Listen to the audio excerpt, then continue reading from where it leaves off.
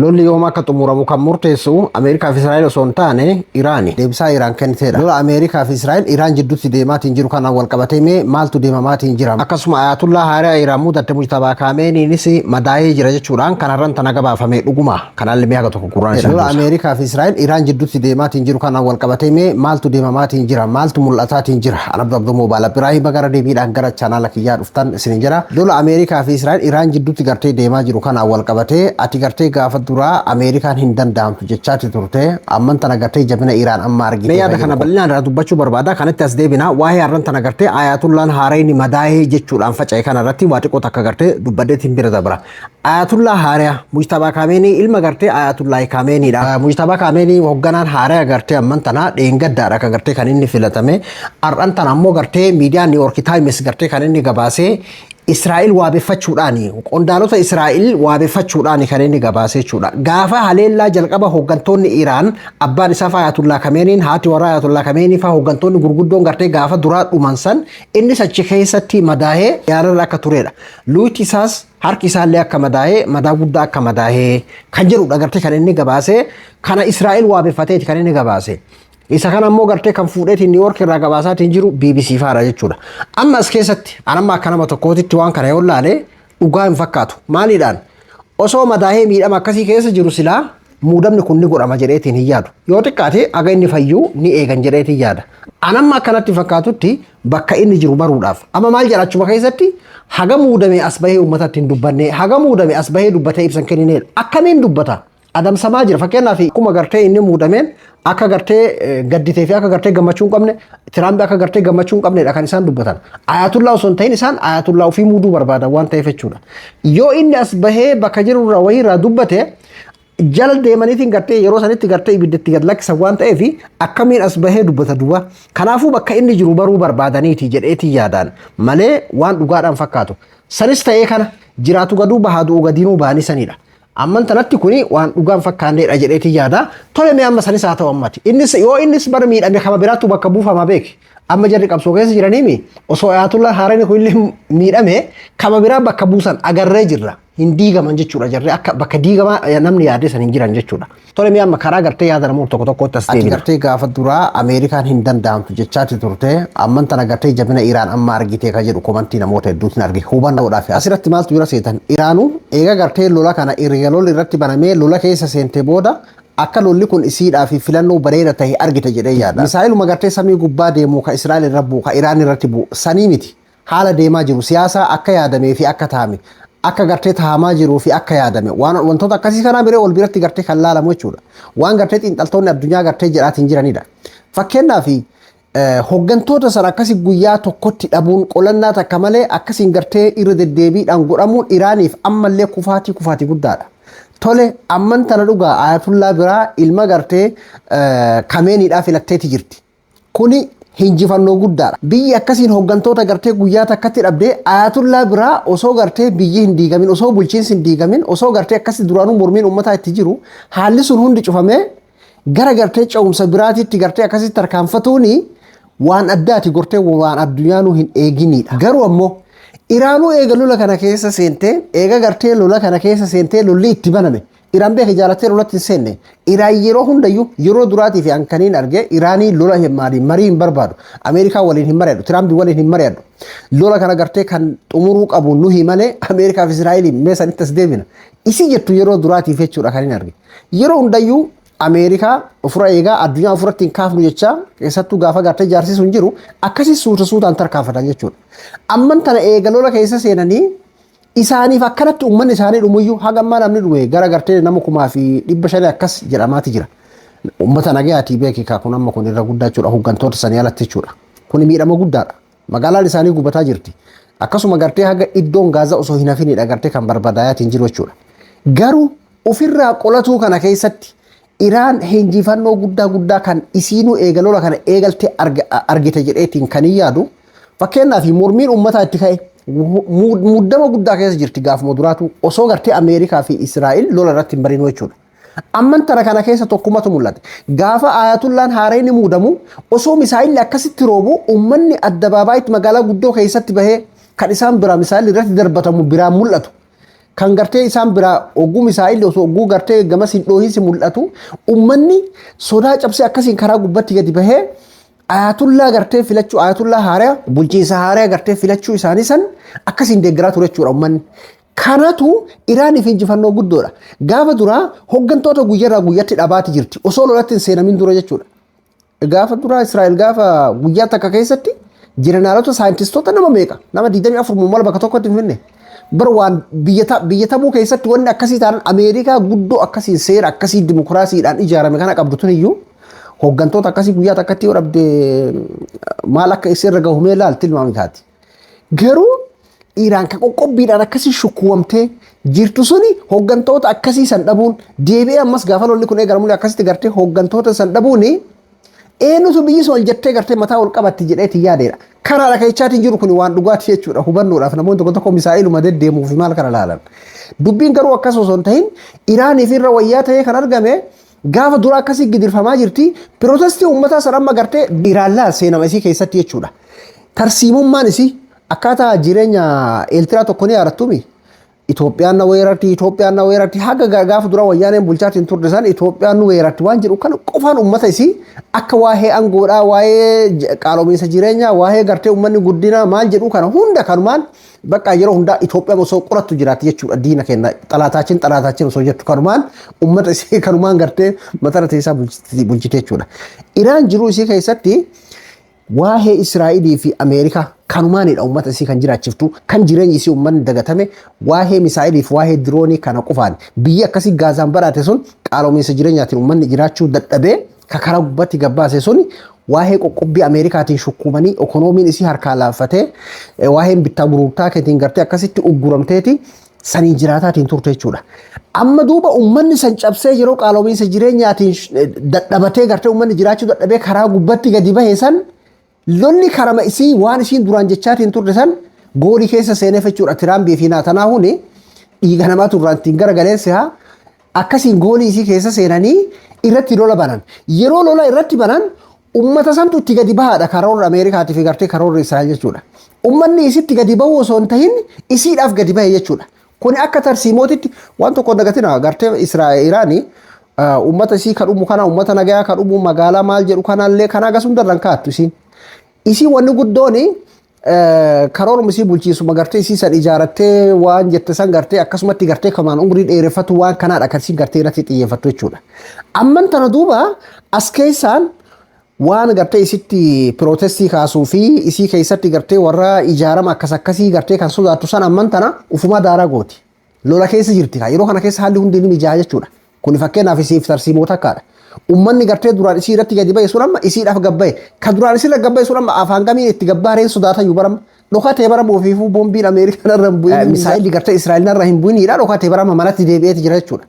Kara kaaniin gartee uummata waan nyaatan baajata gartee akkana mana kuduraa keessaa kana fudha haala akkasii kanarratti gartee hojjetaatiin jiran jechuudha. Yeroo takka beektaati yeroo bara tola qofa osoo hin ta'in osoo lolli illee filannoo sii ta'utu dhufaa miree filannoo taheefiiti argame jechuudha. Akkaataa gaafa duraa itti qophifamu dhaqanii fakkeenyaaf bakka isiin quba hin qabnetti haga gartee fakkeenyaaf hamma nuti uf barre kana Ameerikaan meeshaa nukuleeraa ittiin barbadeessan ka gartee Ameerikaan qofti qabdu saniin Iraan qofarratti agarree barka Tiraamp biratti darbe jechuudha. Dhaqanii jireenyaala isiin lubbuudhaa qabdu nama isiin qabdu dirooniidhaan jalaa ajjeesan hooggantoota isii qilleensara helikooftera waliin guban haala akkanaa kan hunda lola keessa seentee mormii uummataa kan ittiin ka'e aangoo isii ka sodaa keessa seene Iraan tarii gara gartee cehumsa biraatitti seenuudhaaf deemti akkaataa bulchiinsa Iraan ka Ayatullaa kanarraa waan biraatti dhufuudhaaf deema ka jedhamee addunyaan guutuun iyyatti gara galfatte haalli sun hundi dhaamee haareetti Ayatullaa biraa filatte kun isiidhaa fi filannoo addaati. Anaafisi qofa osoo hin ta'in Iraanuu kana eegalola keessa seente argite jedheeti yaadaan. Maaliif gaafa duraa marii irra turte marii san keessatti wantoota garii fudhachaa wantoota garii didaa itti fufna jechaati. Garuu Ameerikaa fi Israa'el dirgim jedhanii itti seenan. Itti seenanii san boodas Ayatullaa ajjeesan. Ayatullaa ajjeesuun ammoo Shi'aan akka hoggansa waliigalaa kan gartee isaanii guutuutti kan isaan beekan. Akkasumallee natti fakkaata warra Shi'aatiif jechuudha. Muftii isaaniiti kan Iraan qofaa miti. Muftii Shi'aa kan waliigalaati jechuudha. Isaan akka gartee ergama isaanii guddaa tokkootitti kan isaan laalan. Kuni isiidhaaf gartee ijaarama tokkummaadhaa ta'e isaaniif injifannoo ta'e. ar'antana warri gartee gaafa duraa irratti gadi bahe suni gadi baha yoo gartee nuti xiqqasho karaa banneef jettee Israa'eel fi Ameerikaan kan eegdu sun hafee akkanatti adda baabaa irratti gadi bahe. Iraan duuba lolli kun irratti banamu isiin ofii isiitiin eegalle amma wanni gartee isiidhaaf carraa godhe ammallee isiin lola kana jaalattee eegalle jaalatteellee ittiin seenne jechuudha. Kan irratti bane Israa'eel fi Ameerikaadha. Irratti bananii ammas hoggantoota san ajjeesuun isii tokkoomsuun shi'aa addunyaa irra jiru hunda gartee tokko godhuudha taatee jechuudha. San qofaa miti. Inumaan lola kan akka aangoo isii jabeeffatuudhaatitti aangoo isii gartee kan uummataan raafamee karaa gubbatti gartee uummata gabbaase san amma keessoodhaan jabeeffatu bara basaasaan gartee Israa'eel Iraaniin keessatti gartee jabaatee killee buusee kan achi keessatti gartee waggaa meeqaaf kuufamee isiin sodaattee bira taa'u jirtu sodaa Ameerikaa sodaa addunyaa bira taa'u jirtu san arantana kana keessa daaraa gooti misaa'ila feeteeraatti darbiteetiin gartee Israa'eeltu isinirra darbe jettiin mee fakkeenyaaf amma achi bara arantana magaalaa gudditti gartee Iraan keessatti qoonsilaa Raashiyaatti gubataa jira. Akka gartee ambaasiin isii kan Iraaniin keessa jiru akka gartee misaa'ila Iraanii fi Ameerikaatiin akka gubateedha. Takka gartee jirta Raashiyaa Ameerikaa gartee ambaasii Raashiyaadhaa barbadeessitu gartee jirta. Gara kaaniin biyyoota gartee galoo galaanaa jiddugala bahaa kan gartee Iraaniin akkasti gartee ofirraa eegan gara kaaniin gartee shi'ummaadhaan. Amma fakkeenyaaf amma namni Saawudii akka ergamtummaa Ameerikaa qofatti miti beeki. Shi'aa taatee shi'aan gartee Kaabaa kanaanuutu qabachuu qaba haala jedhu. Waan akkas keessaa wal xaxaa hedduu jira beessa yeroo biraa bal'inaa irratti dubban. Kanallee ofirraa eeguudhaaf Ameerikaa waliinis akkasuma haala waa hedduutu jira jechuudha. Haala san hunda warra naannoo isii jiru kana hunda bakka kaambiidhaan Ameerikaa kan isii barsee jiru kan ollaa isii kana hunda kana sababsattee ofirraa daaraa goote. Qolatuudha ifirraa qolatuudha hagammaa Iraan gartee kan isiin fayyadamaatiin jirtu bulchiinsi isii ka keessoodhaa raafame san biyyoonni diktaatarri kamiyyuu biyyoonni gartee keessattuu akka nugusaatitti ayatullaa nugusa maal jedhamu bulan kun yeroo aangoon isaanii kan uummataa gartee harkaan mucucaatee mul'atu lola biraa gartee lola saniin aangoo isaanii jabeeffatu ni fayyada biyyummaan teena gartee tan rasaasa takkan tolfanne akka Iraan sanii rasaasuma takkatti gartee ofii hin tolfanne sun iyyuu yeroo gartee haalli rakkoon adda addaa cinqina adda addaa gartee biyya keessaa itti hammaatee qeeqna adda addaa heddummaatu galaana diimaa maali jedhanii fakkiin wallisanii fakkeenyaaf Iraan duuba lolli kun irratti eegaluun isiidhaa fi tarsiimoo aangoo isii jabeessuudha tarsiimoo isiin gartee ayatullaa biraatu haaraa keessatti shuumattu tarsiimoo gartee shi'aa duraan lallaafatee xiqqasho gartee faca'uudhaa fi ta'e kana jabeeffatu keessa tokkoomu ta'eefi mul'ata jechuudha. Kana hatta hayyoonni Ameerikaa hedduun maqaa maal jedhee intallaan agartee Ameerikaa tokko gartee keessattuu nama Tiraamp deeggaru namni sun jechuudha. Ayatullaa ajjeesuun dogongora guddaa kuni shi'aadhaa fi akka tarsiimoo qabsootitti gartee isaan fayyadaa Ameerikaa fi Israa'eel Tiraamp fi gartee Naataanaahuunis dogongora guddaa hojjetan jedhee gartee dubbatee ture gaafa muduraa san jechuudha. Akkasuma ta'eeti gartee kan mul'achaatiin jiru jechuudha. Duuba Naataanaahuun kan gartee dhiiga namaatiin gartee harka dhigatee gartee dhiigni namaa irraan faca'ee jarjaree dirgim godhee Tiraamp gowwicha gartee harkifateetiin lolatti seenuun kuni Iraaniif waan akkaataa tarsiimoon isii na amani. Iraan carraa akkana takka argattee beektu carraa itti keessatti basaasaa Israa'eel kan isii keessatti gartee killee buusisan itti keessaa qulqulleessitu jechuudha. Abbaa barbaadde amma kan duraan sodaatte kamiyyuu fuutee feetu misaal irratti hiitee samitti ergitee jechuudha. Hooqa Ameerikaadhaaf ergame jettee eenyu isii gaafatare irratti boombiin halkanii guyyaa roobaatiin jira.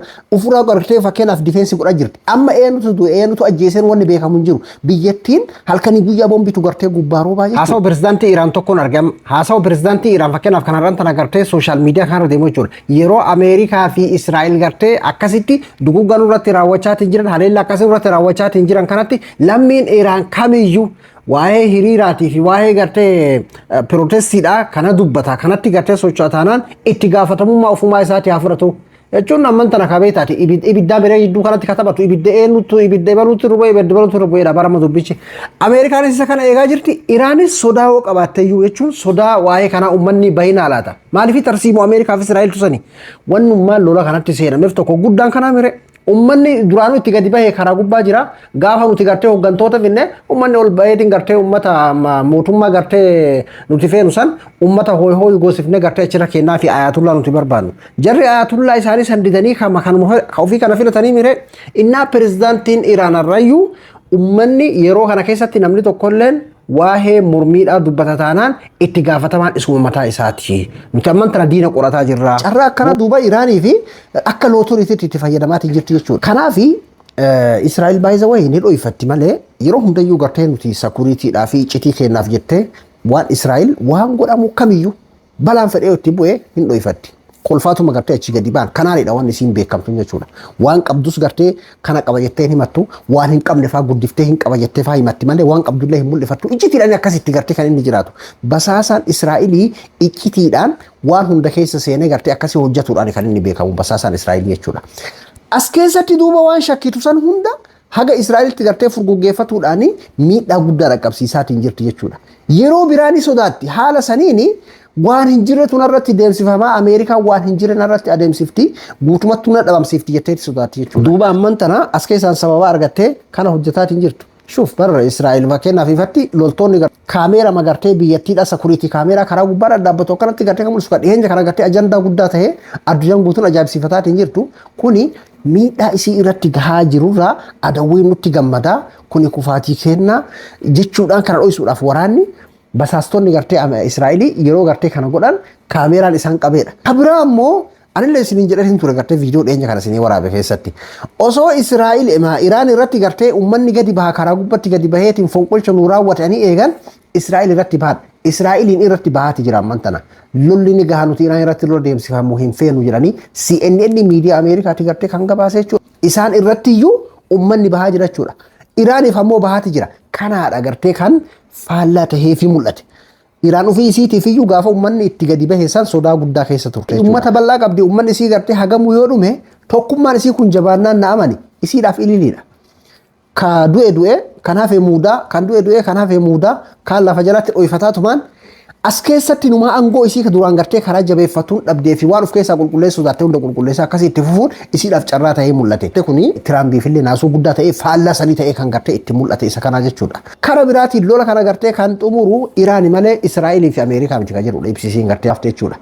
Mee amma tikkummaan gartee maal sitti mul'isa?